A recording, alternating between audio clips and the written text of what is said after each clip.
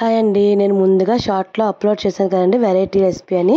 దీన్ని full video upload చేస్తున్నాను. దీనికోసం మూకుల్లో ముందుగా మినపప్పు, శనగపప్పు, ధనియాలు, జీలకర్ర, 3-4 ఎండుమిర్చి, 2 స్పూన్స్ చొప్పున తీసుకుని వేయించుకోవాలండి. వితౌట్ ఆయిల్ ఎర్రగా వేయించుకోవాలి. తర్వాత ముందుగా మనం అన్నం ఉడికించి ఉంచుకోవాలండి. తర్వాత దీన్ని మిక్సీ పట్టుకోవాలి మెత్తని పౌడర్ లాగా. అది మిక్సీ పట్టుకున్న తర్వాత ఒక బాండీ పెట్టి కొద్దిగా ఆయిల్ వేసి మినపప్పు, శనగపప్పు, 4 జీడిపప్పులు, అదేవిధంగా కరివేపాకు వేసి ఫ్రై చేసుకోవాలి. పప్పులు అవసరం లేదండి, చిన్నపిల్లలు ఉంటే తింటారని నేను వేసాను. ఇవి వేయించుకున్న తర్వాత ముందుగా మనం ఉడికించి ఉంచుకున్న అన్నాన్ని అందులో వేసుకోవాలండి.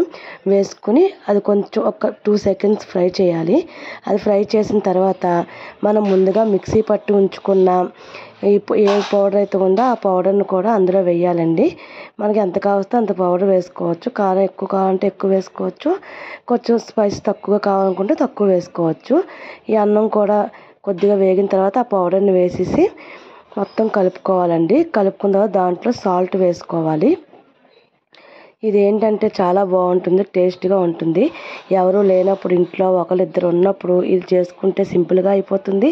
అదేవిధంగా వెరైటీగా తిన్నట్టు ఉంటుంది. ఉప్పు వేసుకుని దీన్ని మళ్ళీ కలుపుకొని ఒక 2 సెకండ్స్ లేదా 2 మినిట్స్ ఫ్రై అయినిస్తే సరిపోతుందండి. ఇవాళ ఇంట్లో నేను మా అబ్బాయి ఉన్నాం, అందుకని సింపుల్గా అయిపోతుందని ఈ రెసిపీ చేశాను.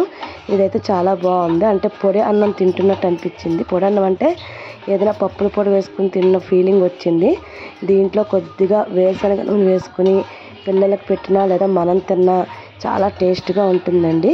ఎవరికైనా కావాలంటే ఒకసారి ట్రై చేసి చూడి నాకు కామెంట్ చేయండి ఎలా ఉందన్నది. నాకైతే బాగా నచ్చిందండి, మా అబ్బాయి కూడా బాగానే తిన్నాడు.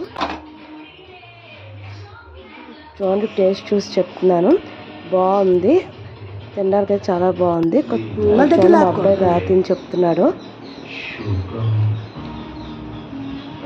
బాగుందా? ఎలా ఉంది?